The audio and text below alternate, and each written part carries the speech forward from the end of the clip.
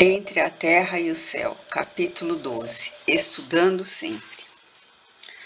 Às despedidas, retomamos as excursionistas sob a nossa guarda e em pouco tempo achávamos-nos de novo no caminho terrestre. Da faixa de luz solar, tornamos a imersão na sombra noturna, mas o espetáculo do céu não diminuiria em beleza, porque as primeiras cores da alvorada tingiam o distanciado horizonte. Clarencio restituiu a companheira de Antonina ao lar, depois de afetuoso adeus, e sem maiores delongas, demandamos o ninho doméstico de nossa amiga. Antonina mostrava-se calada, tristonha.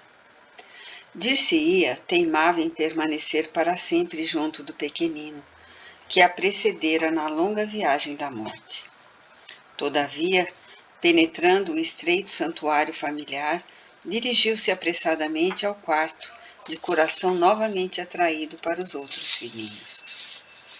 O ministro paternal fê-la deitar-se e aplicou-lhe recursos magnéticos sobre os centros corticais. A mãezinha de Marcos demonstrou experimentar leve e doce vertigem. Atendendo ao orientador, demoramo-nos em observação, notando que a Antonina de nossa maravilhosa viagem aderira ao corpo denso, qual se fora por ele sugada, à maneira de formosa mulher de forma sutil e semilúcida, repentinamente engolida por bainha de sombra. Justapondo-se ao cérebro físico, perdera a acuidade mental com que se caracterizava junto de nós. Com a fisionomia calma e feliz, despertou no veículo pesado. Antonina, contudo, não mais nos viu. Era agora simplesmente a mulher humana, nas cobertas agasalhantes do leito, acomodada à escuridão do recinto. Lembrava assim do passeio ao lar da bênção, mas por meio de impressões e se esfumarem rápidas. Só a imagem do filhinho, tema central do seu amor, lhe persistia clara e movimentada na memória. Nossa presença e todas as demais particularidades do voo sublime que lhe acudiam à lembrança por acessórios fantásticos, a se lhe perderem nos obscuros escaninhos da imaginação. Como quem seleciona preciosidades, a consolada mãezinha procurava ansiosa, nos arquivos da própria mente, todas as palavras que ouvira do filho abençoado, buscando retê-las no escrínio do coração. Por isso, das valiosas observações de Clarencio, em poucos minutos não lhe restava na alma qualquer reminiscência. Antonina movimentou-se, fez luz, e ouvimo-la pensar vibrante. Oh, meu Deus, que alegria! Pude vê-lo perfeitamente. Quero guardar a recordação deste sonho divino. Marcos, Marcos, que saudades, meu filho! O ministro abeirou-se dela, acariciou-lhe a cabeça, como se a envolvesse em fluidos calmantes, e a simpática senhora restabeleceu a sombra no recinto. Abraçando a caçula que repousava a seu lado, novamente dormiu. Nossa amiga não poderá guardar positivas recordações, informou Clarencio com atenção. Mas por quê? Indagou Hilário admirado. Raros espíritos estão habilitados a viver na terra com as visões da vida eterna. A penumbra interior é o clima que lhes é necessário.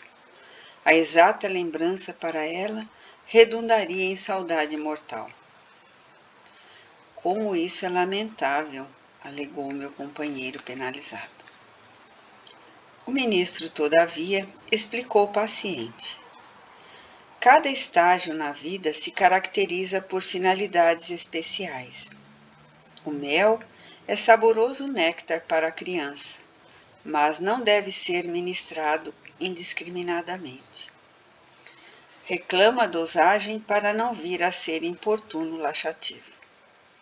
O contato com o reino espiritual, enquanto nos demoramos no envoltório terrestre, não pode ser dilatado em toda a extensão para que nossa alma não afrouxe o interesse de lutar dignamente até o fim do corpo. Antonina lembrar-se-á de nossa excursão, mas de modo vago, como quem traz no campo vivo da alma um belo quadro de esbatidos contornos. Recordar-se-á, porém, do filhinho mais vivamente, o bastante para sentir-se reconfortada e convicta de que Marcos a espera na vida maior.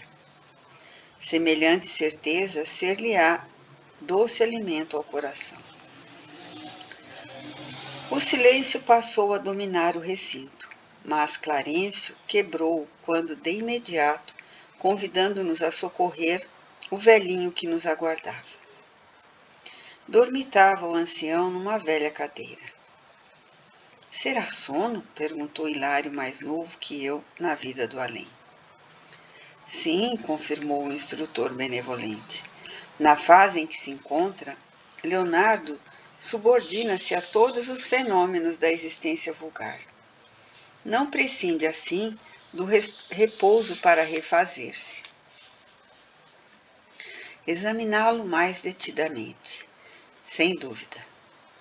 O ancião trazia um veículo semelhante ao nosso, segundo os princípios organogênicos que presidem a constituição do corpo espiritual. Contudo, mostrava-se tão pesado e tão denso como se ainda envergasse a túnica de carne. Deixei a Hilário os pruridos de curiosidade que em outro tempo me assaltavam de inopino. Após lhe observar o aspecto desagradável, meu colega inquiriu sobre as razões de tal obscurecimento. O ministro não se fez de rogado e explicou. O psicossoma, ou o perispírito da definição espírita, não é idêntico de maneira absoluta em todos nós, assim como, na realidade, não existem dois corpos físicos totalmente iguais. Cada criatura vive num carro celular diferente, apesar das peças semelhantes impostas pela lei das formas.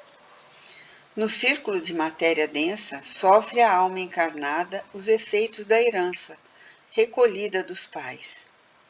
Entretanto, na essência, a lei da herança funciona invariavelmente do indivíduo para ele mesmo. Detemos tão somente o que seja exclusivamente nosso, ou aquilo que buscamos. Renascemos na terra, junto daqueles que se afinam com o nosso modo de ser. O dipsômano não adquire o hábito desregrado dos pais, mas sim, quase sempre, ele mesmo já se confiava no vício do álcool antes de renascer. E há beberrões desencarnados que se aderem àqueles que se fazem instrumentos deles próprios. Imprimindo grave entorno, a voz ponderou. A hereditariedade é dirigida por princípios de natureza espiritual. Se os filhos encontram os pais de que precisam, os pais recebem da vida os filhos que procuram. Lembrei-me repentinamente de alguns dos grandes gênios da humanidade que produziram filhos monstruosos ou medíocres. Mas, vindo ao encontro do meu pensamento, o orientador observou. No campo das grandes virtudes, os pais usam, por vezes, a compaixão reedificante, empenhando-se em tarefa de sacrifício. Temos no mundo mulheres e homens admiráveis que, consolidando qualidades superiores na própria alma, se dispõem a buscar afetos que permanecem à distância no passado, em tentativas heróicas de auxílio e reajustamento. E sorrindo acrescentou: na família consanguínea ou na família humana, obtemos o que buscamos. Quem já acertou as próprias contas com a justiça pode confiar-se aos sublimes rasgos do amor. Em seguida, Clarencio deteve-se na contemplação do velhinho que repousava e continuou comentando mais particularmente com Hilário. Conforme a vida de nossa mente, assim vive nosso corpo espiritual. Nosso amigo entregou-se demasiado a criaturas interiores do tédio, ódio, desencanto, aflição e condensou semelhantes forças em si mesmo, coagulando-as, desse modo, no veículo que lhe serve às manifestações. Daí esse aspecto escuro e pastoso que apresenta.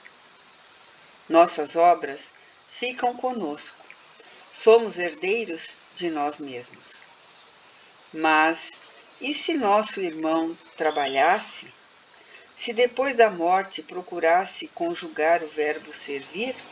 Inquiriu meu colega preocupado.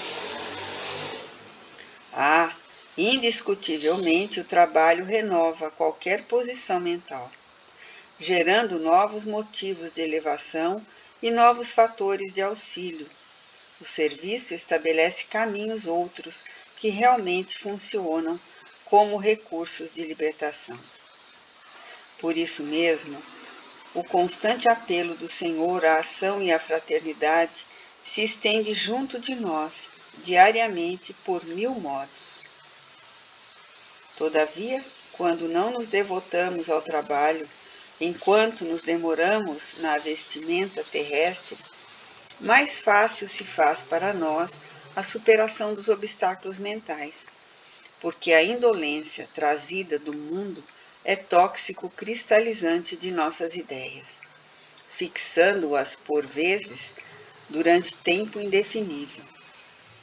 Se pretendemos possuir um psicossoma sutilizado, capaz de reter a luz dos nossos melhores ideais, é imprescindível descondensá-lo pela sublimação incessante de nossa mente, que precisará então centralizar-se no esforço infatigável do bem. É para esse fim que o Pai Celestial nos concede a dor e a luta, a provação e o sofrimento, únicos elementos reparadores, suscetíveis de produzir em nós o reajuste necessário, quando nos pomos em desacordo com a lei. Lá fora, porém, as aves matutinas anunciavam um novo dia. A tênue claridade da manhã penetrava o recinto. Clarencio lembrou que para socorrer um ancião ensandecido, não dispensaríamos algum trabalho de análise da mente, e porque semelhante serviço demandaria talvez a cooperação de companheiros encarnados, que não deviam ser incomodados na paisagem diurna, o ministro convocou-nos à retirada. O prosseguimento da tarefa assistencial, desse modo, foi marcado para a noite seguinte.